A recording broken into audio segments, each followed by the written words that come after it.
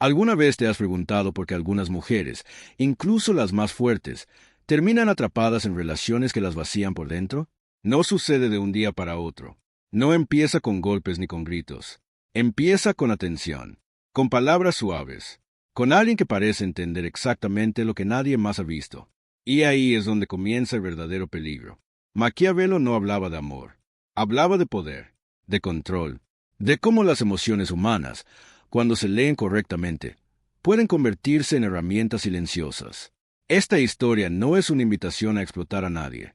Es una revelación incómoda sobre cómo muchas mujeres han sido manipuladas usando sus emociones más profundas, especialmente la soledad, sin darse cuenta hasta que ya era demasiado tarde. Ella siempre fue independiente. Tenía carácter, opinión propia y una vida construida con esfuerzo. Nunca se consideró débil. De hecho, odiaba esa palabra. Pero la soledad femenina no siempre significa estar sola físicamente. A veces significa no ser escuchada, no ser comprendida, no sentirse vista, incluso rodeada de gente. Y esa sensación, tan humana, tan silenciosa, fue el primer punto donde todo comenzó a romperse. Al principio, la atención se sentía como alivio. Alguien que preguntaba cómo estaba de verdad, que recordaba detalles pequeños, que parecía interesado no solo en su cuerpo o su imagen, sino en su mente. Las conversaciones eran profundas, largas, intensas. Ella sentía que por fin alguien veía lo que otros ignoraban, y sin darse cuenta, empezó a bajar la guardia.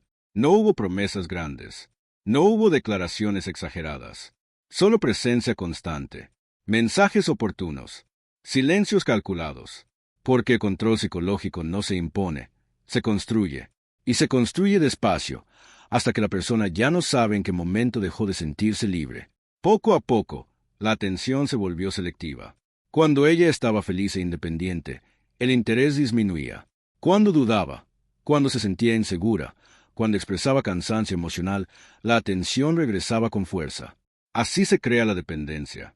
No con amor constante, sino con amor intermitente. El cerebro aprende a esperar. El corazón aprende a necesitar.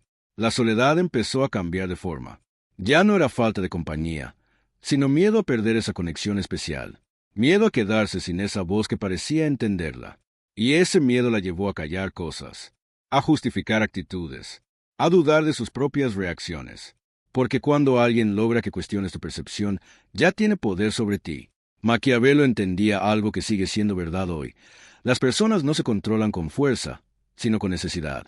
Y la necesidad emocional es una de las más fáciles de moldear. No porque la mujer sea débil, sino porque siente profundo, porque se entrega cuando confía, porque espera sinceridad donde hay estrategia. Ella empezó a adaptarse, a medir palabras, a pensar dos veces antes de expresar incomodidad. Cuando algo no le gustaba, se lo guardaba para no arruinar el vínculo. Cuando algo dolía, lo minimizaba. Y así, sin darse cuenta, su mundo se fue haciendo más pequeño. La manipulación no le decía no puedes, le decía no es para tanto. No le decía estás mal, le decía estás exagerando. Ese tipo de frases no atacan directamente, pero erosionan lentamente. Hacen que la persona se aleje de su intuición, que deje de confiar en su propio juicio. La soledad femenina, en ese punto, se vuelve más profunda, porque ya no es solo emocional, es interna. Es la sensación de no poder explicarse sin sentirse culpable, de no poder alejarse sin miedo, de no poder quedarse sin perderse a sí misma. Lo más peligroso es que desde afuera todo parecía normal. Nadie veía control, nadie veía manipulación. Ella seguía funcionando, trabajando, sonriendo, pero por dentro algo se estaba apagando. Y eso es lo que Maquiavelo llamaría una victoria silenciosa de poder emocional. No porque alguien la dominara con fuerza, sino porque alguien aprendió a leer sus vacíos, a ocuparlos cuando convenía, a retirarse cuando era necesario, a hacerla sentir que sin esa conexión, todo sería peor. En esta etapa, ella ya no tomaba decisiones desde la calma, sino desde el miedo a perder. Y cuando una persona decide desde el miedo, deja de ser libre. No importa cuán inteligente o fuerte sea. El miedo siempre nubla, pero incluso el control mejor construido tiene grietas. Porque ninguna manipulación es perfecta. Y aunque ella todavía no lo sabía, algo dentro de ella empezaba a despertar. No como rabia, sino como incomodidad. como una sensación persistente de que algo no estaba bien. Esa sensación fue pequeña al inicio, fácil de ignorar, pero estaba ahí, y sería el comienzo de algo mucho más grande. Ese pequeño malestar no desapareció, al contrario, creció, no como un grito, sino como un susurro constante que le decía que algo no encajaba. Empezó a notar patrones donde antes veía coincidencias. Silencios que llegaban siempre después de que ella expresaba seguridad. Atención que regresaba justo cuando ella dudaba de sí misma. Era como si alguien manejara un interruptor invisible dentro de su corazón. Cada vez que intentaba poner límites, la respuesta no era enojo, era decepción. Y la decepción duele más que la rabia, porque hace sentir culpable. Le hacía creer que estaba fallando, que estaba siendo injusta, que estaba exagerando. Así, aprendió a ceder antes de hablar, a pedir perdón antes de ser escuchada. Su mundo emocional se volvió estrecho. Empezó a desconectarse de personas que antes la sostenían, no porque se lo pidieran directamente, sino porque sentía que nadie la entendería como esa voz que ahora ocupaba tanto espacio en su mente. Y eso es parte del control. Aislar sin ordenar, separar sin prohibir. La soledad ya no era ausencia de compañía, era presencia constante de duda. Duda sobre sus decisiones, duda sobre sus recuerdos, duda sobre sus emociones. Cuando se sentía triste, se preguntaba si tenía derecho. Cuando se sentía molesta, se preguntaba si estaba siendo injusta. Poco a poco, dejó de confiar en su intuición. Maquiavelo sabía que cuando una persona duda de sí misma, buscará dirección afuera. Y eso fue exactamente lo que ocurrió. Ella empezó a esperar aprobación antes de sentirse segura. Un mensaje, una llamada, una señal, algo que confirmara que estaba haciendo lo correcto. Y cuando esa confirmación no llegaba, la ansiedad llenaba el vacío. No era amor lo que la ataba, era esperanza. La esperanza de volver a sentir esa conexión inicial, de recuperar esa tensión que alguna vez la hizo sentir especial. El cerebro se aferra a los recuerdos positivos cuando el presente duele. Y eso mantiene el ciclo vivo. A veces, ella intentaba alejarse, tomar espacio, recuperar su centro. Pero justo en esos momentos, la atención regresaba con fuerza.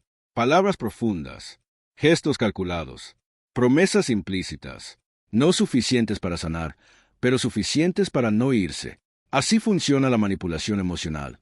Nunca da todo, nunca quita todo. Mantiene a la persona suspendida. Con el tiempo, empezó a sentirse cansada. No físicamente, sino mentalmente. Como si cada pensamiento requiriera permiso. Como si cada emoción tuviera que justificarse. Esa fatiga emocional es una de las consecuencias más invisibles del control psicológico. Nadie la ve, pero consume. Hubo noches en las que se preguntó en silencio cuándo dejó de ser ella misma, cuando empezó a hablar más bajo, a reír menos, a soñar menos. Y lo más doloroso fue darse cuenta de que no podía señalar un solo momento. Fue un proceso, lento, silencioso, efectivo. A veces se culpaba. Pensaba que tal vez era demasiado sensible, demasiado intensa, demasiado emocional. Y ese pensamiento era exactamente el resultado buscado. Porque cuando una mujer empieza a creer que sentir es un defecto, deja de protegerse. Pero algo cambió el día que escuchó sus propias palabras repetidas de vuelta, distorsionadas, usadas como prueba en su contra. No en voz alta, sino en conversaciones donde su sentir era reinterpretado para hacerla parecer inestable. Ese fue el primer golpe de claridad. Darse cuenta de que su vulnerabilidad estaba siendo usada como arma. Empezó a observar más y a hablar menos. A escuchar no solo lo que se decía, sino cómo se decía. A notar cuando la comprensión era real y cuando era estrategia. Esa observación silenciosa fue su primer acto de resistencia. No confrontó, no acusó, simplemente empezó a ver. Y al ver, entendió algo crucial. No estaba loca. No estaba exagerando. No estaba imaginando cosas. Estaba siendo manipulada emocionalmente.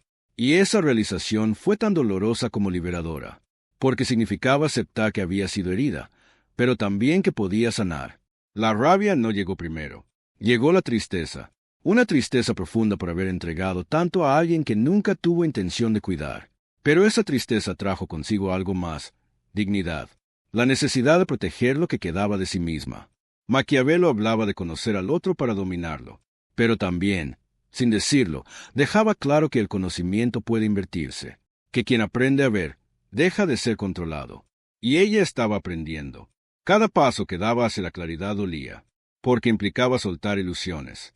Aceptar que no todo lo que se siente intenso es auténtico, que no toda atención es amor, que no toda cercanía es cuidado.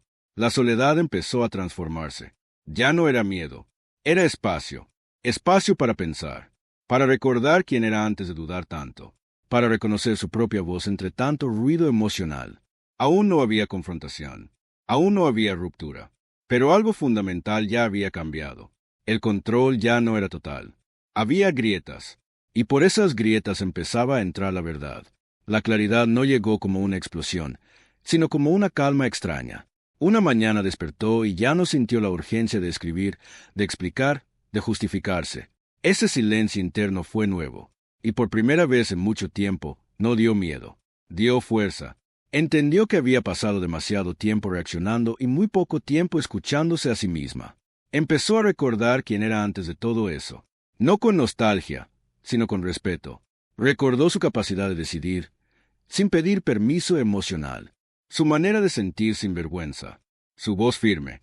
Esa versión de ella no estaba perdida, solo estaba cubierta por capas de duda que alguien más había sembrado.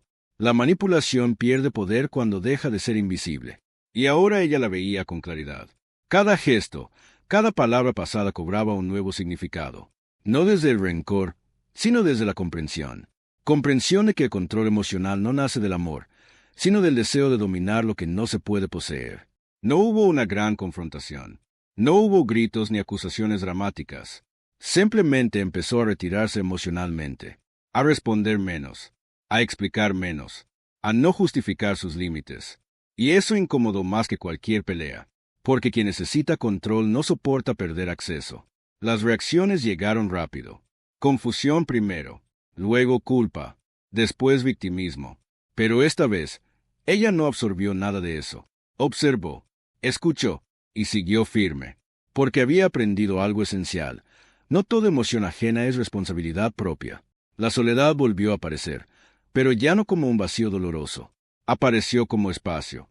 Espacio para pensar sin interferencias, para sentir sin correcciones, para existir sin ser evaluada. Y en ese espacio empezó la verdadera reconstrucción. Entendió que muchas de las llamadas debilidades femeninas no son defectos, sino cualidades profundas. Sentir intensamente, conectar emocionalmente, entregarse con sinceridad. El problema nunca fue sentir. El problema fue entregar esas cualidades a alguien que las vio como herramientas, no como tesoros. Maquiavelo hablaba de poder como un juego de ventajas, pero nunca habló del precio interno que paga quien es usado como pieza. Ella lo entendió desde dentro, y por eso decidió que su historia no terminaría en silencio. No buscó venganza, no expuso, no atacó. Simplemente eligió no seguir jugando un juego donde su dignidad era el costo. Y esa decisión fue más poderosa que cualquier confrontación. Con el tiempo, volvió a confiar, no ciegamente, con conciencia. Aprendió a escuchar las señales internas que antes había ignorado, a respetar su incomodidad, a no romantizar la tensión que viene acompañada de control. La soledad femenina, cuando deja de ser miedo, se convierte en claridad, y la claridad se convierte en fuerza. Ya no necesitaba que alguien validara su valor. Lo reconocía sola. Y eso cambió todo. Hoy, mira atrás sin vergüenza, porque entiende que haber sido manipulada no la hace débil, la hace humana, y haber salido de ahí la hace consciente. Su historia no es una advertencia para desconfiar del amor, sino para reconocer el respeto. No todas las personas que saben leer tus emociones merecen quedarse. No toda conexión profunda es sana, y no todo lo intenso es verdadero. Esa fue la lección final. Porque el verdadero poder no está en explotar las debilidades de alguien. Está en no permitir que nadie convierta tu sensibilidad en una cadena. Y ahí, exactamente ahí, terminó el control y comenzó su libertad.